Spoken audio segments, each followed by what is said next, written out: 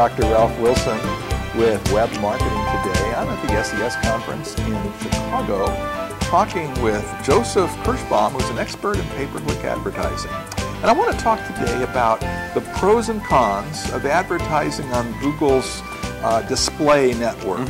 Sure, that's a great topic. Now, they call it the display network now, but they changed names on us. What did it used to be? And what is it? Define it for us. Yes, it used to be called the content network. So if anybody's doing any research out there, this change was only about a year ago. So if anybody's doing research to say, is this a right fit for me? It used to be called the content network. And so what is the content network? Basically, or the display network now? The display network, yeah. What the display network is basically it is a whole slew of network of sites that have opted into the Google AdSense program to display Google ads. So you know when you're on a website and it says ads by Google and you see all those ads on the side, that's the network. So this is these are third-party sites. This isn't Google search results.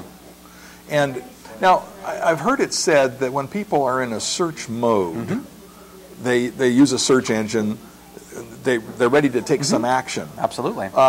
What kind of mode are they in when they're looking through third-party sites typically? Sure, absolutely. And how does that affect your conversion? Sure, it does affect conversions because really what people are doing is reading content that's relevant to them. Like if I have a client that works with hair loss, so we are targeting people who are reading about hair loss, and things like that. So what they're doing is really they're not actively looking for you, but they're probably reading content that's relevant to what your product has. Okay. So in a way, when somebody's searching on is actually searching within a search engine, they're actively searching for you. So it's kind of pull marketing. Here it's kind of push, as in you're pushing them towards your content. So really the goal is to, if you have, if you're selling, cars, you want to appear on car websites. So if somebody's in that frame of mind, they're thinking actively, maybe thinking about your product, but maybe not actively thinking about you, and you're trying to get in front of them. So if the conversion rate would be higher to have have your ad on search results, why would you want to use this display network at all? Well, actually, if you ask me, a lot of our clients actually get really, really great conversion rates on the display network, but it's the fact that you have to optimize it and get in front of the right people at the right time.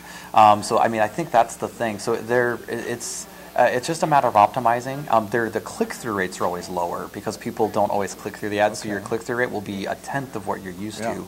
But the conversion rates can fluctuate a little bit, but they're usually pretty good. So if the click-through rates are 1/10 of what you're used to and you're paying per click, to start with, it won't cost you as much. That's right.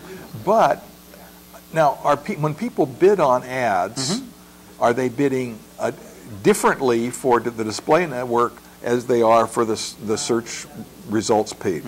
Yes? Yes. So is it higher? Is it lower? What? We do find in general that cost per clicks tend to be lower on the display network rather than search.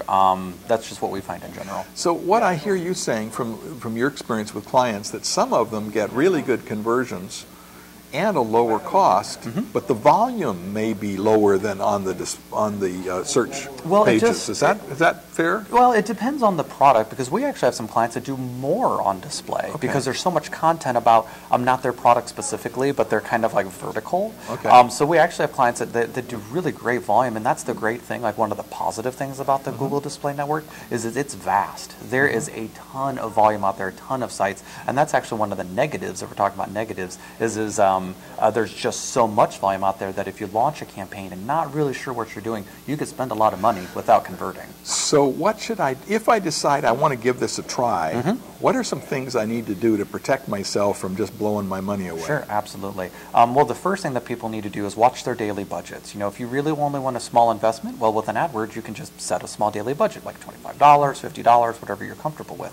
And then you can also set lower bids, but then also make sure you do your research and make sure that you're targeting the right audience, because that's won't the keywords target it for me? They will, but there's just ways to make sure that you have the right keywords. You can use negative keywords on the display network make sure you don't show for certain Should articles. I be excluding sites, and how do I figure out how to do that? Exactly. Well, once you launch your campaigns, then you will. The way you optimize is you can run what's called a placement performance report, where it shows the actual websites where your ads appeared, and then within Google AdWords, you can actually exclude sites that don't work, and then sites that do work, you can target them specifically, and then increase your bid if you want. If you find like e-zine articles or eHow or WebMD, those are all sites within the display network. You can target them specifically and up your bids to gain more visibility. All right. Well, it sounds like it's really worth exploring. I know for a while people would say, well, don't bother with that. Exactly. But now it's something you may not want to start there, but once you get established, you want to try it. That's right. It used to have a lack of visibility, I think. That's why it used to be the Wild West of like the Google side of it. But there's a lot more visibility now, there, so you can optimize. in order to advertise on the display network, do you have to opt into it, or is it the default on when you're setting up a Google account? That's a great question. When you open up a new account or a new campaign, they will opt you into both.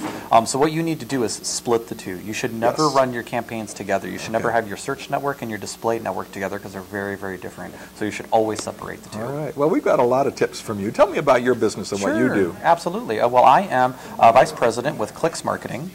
We are an SEM firm that basically focuses on paid, anything from Google AdWords to Ad Center to Twitter to Facebook to LinkedIn. We basically help companies get more out of their paid search by optimizing them and helping them focus on their core objectives and increase sales and conversions. All right. Thanks so much. All right. This is Ralph Wilson with Web Marketing Today.